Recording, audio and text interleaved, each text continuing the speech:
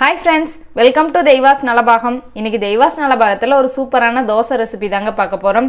நம்ம வீட்ல இட்லி தோசைக்குலாம் மாவு இல்லாத சமயத்துல நம்ம இந்த மாவு கரைச்சிட்டு நம்ம உடனே சட்டுன்னு நம்ம தோசை செஞ்சிரலாம். இது வந்து ஊற வைக்கவோ புளிக்கவோ எதுவுமே செய்ய தேவையில்லை. உடனே கலந்து உடனே நம்ம செஞ்சிரலாம்.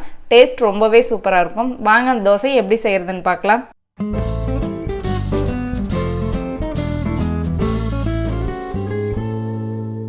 ஃபர்ஸ்ட் இந்த ரெசிபி பண்ணுறதுக்கு நான் மெஷரிங் கப்பில் 1 கப் அளவுக்கு அரிசி மாவு எடுத்திருக்கேன். இது கடையில் வாங்கின அரிசி மாவு தான். நீங்கள் கடையில் வாங்கினது வீட்டில் அரைச்சது எந்த மாவு வேணாலும் பயன்படுத்திக்கலாம். இதை வந்து ஒரு மிக்சி ஜாரில் சேர்த்துக்கலாம். இப்போ இதுக்கு தேவையான அளவுக்கு உப்பு சேர்த்துக்கலாம். நான் 1 டீஸ்பூன் அளவுக்கு உப்பு எடுத்திருக்கேன். இது உள்ளே சேர்த்துக்கோங்க. இப்போ எந்த கப்பில் வந்து நம்ம மாவு எடுத்தோமோ அதே கப்லேயே ஒரு 2 கப் அளவுக்கு தண்ணி சேர்த்துக்கலாம். இதை வந்து தண்ணி சேர்த்துட்டு நல்லா இது மிக்சி ஜார் மூடி போட்டுட்டு நல்லா ஒரு பல்ஸ் மோட் வச்சு இதை ஜஸ்ட் வந்து ஒன்றா கலந்து வர அளவுக்கு இதை வந்து ஒரு சுற்றி எடுத்துக்கலாம். இப்போ நம்ம பாத்திரத்தில் சேர்த்துட்டு நம்ம கரைக்கிறத விட இது ரொம்ப ஈஸியாக இருக்கும். அதுக்காக தான், வேறு ஒன்றும் இல்லை. இது அரைக்கலாம், ரொம்பலாம் அரைக்க தேவையில்ல. ஒரு சுற்றுனாவே இந்த அளவுக்கு நல்லா கலந்து வந்துடும். இது ஒரு பாத்திரத்தில் சேர்த்துக்கலாம்.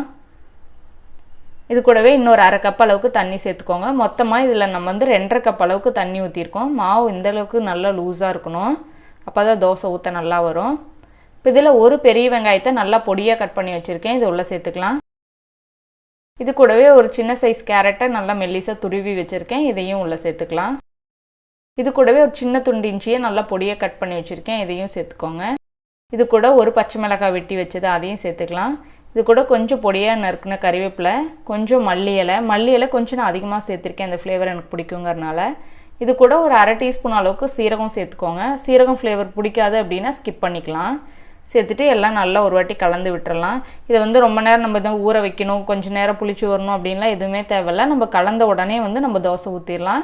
தோசைக்கல் நல்லா காஞ்சிட்ருக்கு.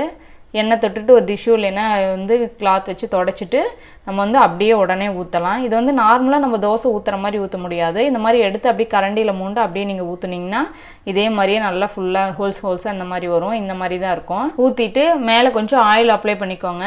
பண்ணிவிட்டு நல்லா குறைவான தீர வச்சிங்கன்னா நல்லா வெந்து வரணும். இந்த தோசையை வந்து நம்ம திருப்பி போடணுன்னு அவசியம் கிடையாது.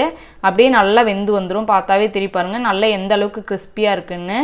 அவ்வளோதான், நம்ம வந்து ஈஸியான அரிசி மாவு தோசை ரெடி ஆயிடுச்சு. இதை நார்மலாக நம்ம எப்பவும் போல் சட்னி சாம்பார் கூட வச்சு சாப்பிட்லாம். டேஸ்ட் ரொம்பவுமே சூப்பராக இருக்கும். ரொம்ப ஈஸியாக செஞ்சிடலாம். நீங்களும் இந்த ரெசிபியை வீட்டில் ட்ரை பண்ணி பாருங்கள். உங்களுக்கு பிடிச்சிருந்துச்சுன்னா லைக் பண்ணுங்கள், உங்கள் ஃப்ரெண்ட்ஸ்க்கும் ஷேர் பண்ணுங்கள்.